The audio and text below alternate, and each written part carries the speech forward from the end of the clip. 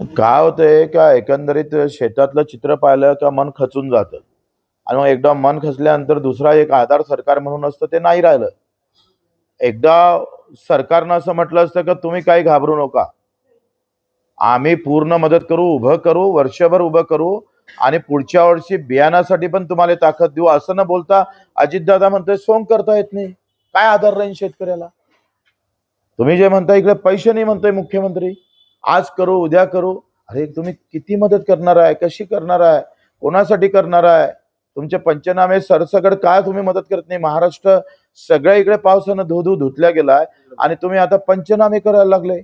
पंचनामेमध्ये आता मी संभाजीनगर जालन्याचं पाहिलं तर नदीच्या काठावरचे शेतकरी घेणार, नदीच्या बाहेरचे शेतकरी घेणार नाही, कारण सततच्या पावसामध्ये निकषात ते बसत नाही. अतिवृष्टीचा 1 mm पाऊस कमी झाला तरी तुम्ही ते घेणार नाही. वा, ही कुठला धंदा आहे?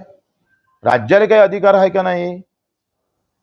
नियमावर बोट ठेवून फक्त आता काम करायचं आणि तुमचे सगळे धंदे बगर नियमाचे चालू ठेवायचे. या राज्यामध्ये ऐवज वाळू येत नाही का रे? गुटखा येत नाही?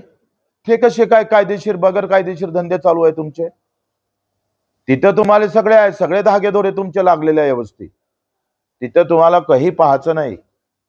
आणि शेतकरी आला का नियमावर बोट ठेवून काम करायचं. आता 61 mm चा पाऊस पडल्यानंतर समजा 60 पडला, नुकसान होत नाही? मग त्याची वस्तुस्थिती पाहणार नाही मुख्यमंत्री? त्यावर तुम्ही जाणार नाही? चुकीचं आहे.